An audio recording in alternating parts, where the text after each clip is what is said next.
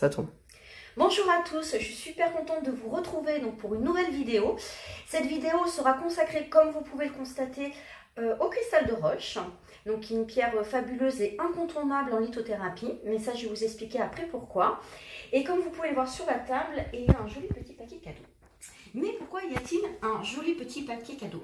Tout simplement parce que j'ai décidé d'organiser donc un jeu concours. Jeu concours donc pour lequel bien évidemment tout le monde peut participer. Pour participer à ce jeu concours, il suffit que vous likiez la vidéo, que vous abonniez à mon profil sur YouTube. Une fois que mon profil a dépassé grâce à vous les 1000 abonnés, à ce moment-là, je ferai un tirage au sort qui désignera le gagnant qui pourra donc choisir parmi 4 ou 5 bijoux en minéraux, bien sûr. Et à ce moment-là, bien évidemment, c'est avec grand plaisir que je lui enverrai. N'oubliez pas, bien évidemment, de me laisser votre nom Instagram pour que je puisse vous retrouver, sinon ça va être un peu compliqué pour moi. Et donc voilà, ce jeu concours est lancé. Donc c'est à vous. Likez, aimez la vidéo, abonnez-vous à ma chaîne YouTube. Et dès les 1000 abonnés passés, le tirage au sort pourra commencer pour désigner le gagnant. Voilà, voilà. Alors revenons donc à notre sujet qui nous occupe aujourd'hui. Donc la présentation de cette superbe pierre, donc qui s'appelle le cristal de roche. Alors je pense que tout le monde connaît cette pierre, mais peu peut-être connaissent vraiment ses vertus et vraiment à quoi elle sert. Alors c'est la pierre, en fait, je vous disais tout à l'heure, c'est une pierre incontournable en lithothérapie. Pourquoi? Parce que c'est la seule pierre qui va être émettrice, réceptrice, vous pouvez tout faire avec. Donc vous pouvez aussi rééquilibrer les énergies. Par exemple, pour ceux qui connaissent les chakras, donc ça vous avez une autre vidéo d'ailleurs sur les pierres de chakras que j'avais postée. Si vous voulez la retrouver, vous aurez les informations en barre d'infos à l'issue de la vidéo. Et donc vous pouvez avec ce cristal-là réharmoniser aussi vos chakras. Cette pierre, elle est superbe parce que donc elle vous permet aussi donc de pouvoir travailler sur vos énergies. Donc vous pouvez déjà voir à la vidéo. Donc ça, on appelle ça un cristal de roche. Ah oui, il faut que je vous explique ça. C'est la petite subtilité. Ça, c'est un cristal de roche parce qu'elle est transparente. Mais on dit aussi cristal de quartz. Alors là, j'en ai pas vraiment quand en fait elle est vraiment opaque. Vous voyez sur celle-ci par exemple, on a beaucoup plus de blanc foncé, et quand c'est vraiment très foncé, ça reste un cristal de roche, mais on va plus communément l'appeler cristal de quartz. Voilà, c'était la petite nuance. Les propriétés sont les mêmes, hein, bien évidemment. Donc là, vous l'avez en différents modèles. Donc vous l'avez en pointe, vous l'avez en brut, donc avec son socle. Celle-ci est juste magnifique. Vous voyez, elle est juste superbe. Là, vous l'avez également en forme de donuts, donc sur un collier. Alors, c'est la petite, voilà, c'est pour faire encore plus joli pour le porter. Vous glissez un petit porte-donuts et donc vous pouvez le mettre autour du cou. Alors, le cristal de roche, comme je vous ai expliqué déjà un petit peu ses propriétés, c'est aussi une pierre qui est beaucoup utilisée pour tout ce qui va être médiumnité, un peu clairvoyance, parce qu'elle va ouvrir l'esprit. Donc, c'est une pierre qui est bien aussi pour les cartésiens, en fait, ceux qui sont très carrés et qui auraient besoin justement aussi d'avoir une ouverture d'esprit un petit peu plus grande, entre guillemets, ou qui veulent justement s'ouvrir plus à l'intuition, par exemple. Ben, cette pierre, elle serait totalement adéquate pour eux. Donc c'est une de ses propriétés, mais la propriété la plus magique, et c'est pour ça que c'est vraiment une pierre incontournable, c'est qu'elle va renforcer toutes les propriétés des autres pierres où elle va se trouver à proximité.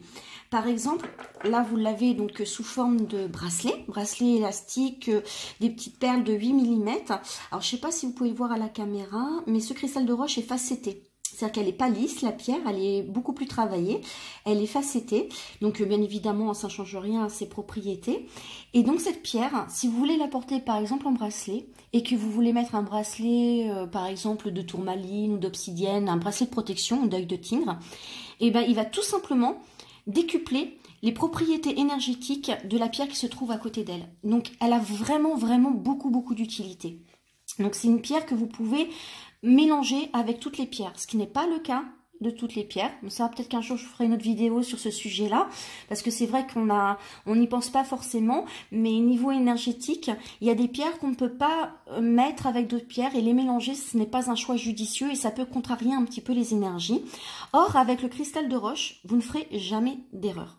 Le cristal de roche, vous pouvez le mettre avec toutes les pierres. Il va venir renforcer donc toutes ces propriétés de la pierre qui est à côté d'elle. Donc ça, c'est vraiment quelque chose vraiment de très très bien parce que c'est vraiment la seule pierre qui le fait. Pour la recharger, c'est une pierre qui aime beaucoup le soleil également. Et pour la purifier, donc c'est toujours pareil, hein, ça dépend de l'utilisation que vous avez de vos pierres. Mais si vous utilisez très souvent vos pierres, il faut penser bien évidemment à les purifier régulièrement. Ça, je ne le dirai jamais assez. Donc le cristal de roche, vous pouvez le plonger dans de l'eau, donc dans de l'eau qui soit, comme je dis, pas du robinet, mais au moins qui soit filtrée. Si vous pouvez pas avoir d'eau de montagne ou de source par exemple, vous pouvez ajouter un petit peu de sel dans l'eau, mais surtout pas trop. Et vous pouvez la laisser quelques heures comme ça pour bien la purifier. Voilà pour les petites explications donc, de la purification. Alors, c'est pareil, je vous disais tout à l'heure, c'est une pierre qui aime bien le soleil, mais mettez jamais vos pierres en plein soleil, genre là, quand on a la canicule, les mettre sous le soleil, elles n'aiment pas non plus. Voilà, faut trouver un petit peu le juste milieu. Donc voilà un petit peu pour l'explication de ce cristal de roche qui est une pierre donc qui est magnifique. Voilà, là c'est plus opaque, justement ce que je vous disais tout à l'heure, vous voyez.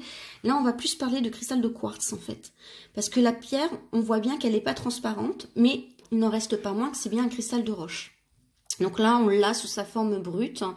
Donc une petite chose aussi, d'ailleurs je vous remercie beaucoup pour vos commentaires, j'en profite pour vous remercier, parce que c'est vrai que moi je me suis dit du coup que sur certaines choses j'étais pas totalement précise, notamment sur les différentes formes que vous pouvez trouver en minéraux. Là on a la brute, là aussi puisqu'on la sent donc de la gangue avec les pointes naturelles.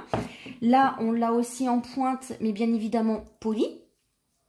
Là, on l'a en bracelet et en petit pendentif donuts. Et c'est les principales caractéristiques d'une pierre. On va la trouver travaillée voilà, sous forme de donuts ou de bracelet. On va la trouver en brut. On peut aussi la trouver polie de cette manière-là, mais pas trop travaillée non plus. Elles gardent toutes les mêmes propriétés. Après, ceux qui sont sensibles aux énergies, ils noteront qu'effectivement, une pierre brute dégage autre chose en fait. C'est une pierre brute, elle a quand même une énergie plus un peu plus forte, un peu plus naturelle. Je sais pas trop comment moi-même l'expliquer, mais voilà, elle est vraiment dans son état brut, donc c'est encore plus intéressant à mon sens d'avoir une pierre brute qu'on peut cercler par exemple, qu'on peut monter. Sachant qu'une pierre, plus elle est travaillée, plus effectivement elle va garder ses propriétés, mais ça sera peut-être moins puissant. Voilà, c'est le terme que je cherchais. Donc voilà pour la présentation donc, sur ce cristal de roche. Si vous avez des questions ou des remarques à faire ou des idées ou quoi que ce soit, n'hésitez pas.